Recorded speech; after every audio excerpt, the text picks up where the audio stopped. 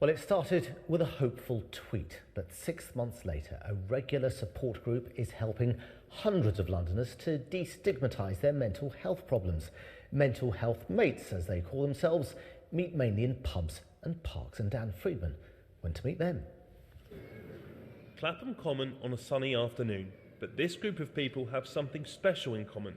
They all suffer from mental health problems. Basically, what this is about is making you feel less alone. So mental illness affects 1 in 4 of us.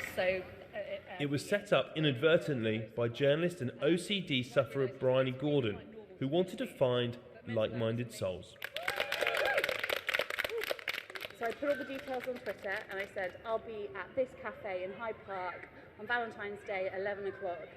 And my husband said, but a load of nutters will turn up. And I said, but that's the point. Oh, it cuts really nicely. Meeting every 2 weeks in pubs and parks, the idea has been so successful, there are now similar gatherings springing up right across the country.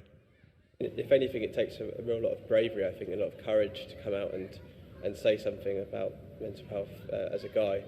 So I actually didn't know that I had OCD until I came to this event. So it's actually been instrumental in getting me a proper diagnosis. Talking to your family, I think it can be quite tricky because obviously you've got a lot of emotion invested in them. Even though coming to a new thing like this can be quite an anxious moment, it felt quite liberating. And one mental health charity says this grassroots movement is a huge step forward.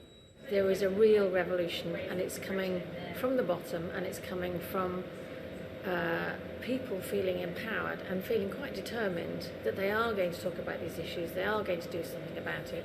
And by making mental health a group activity rather than an individual one, the hope is less people will suffer in the long run.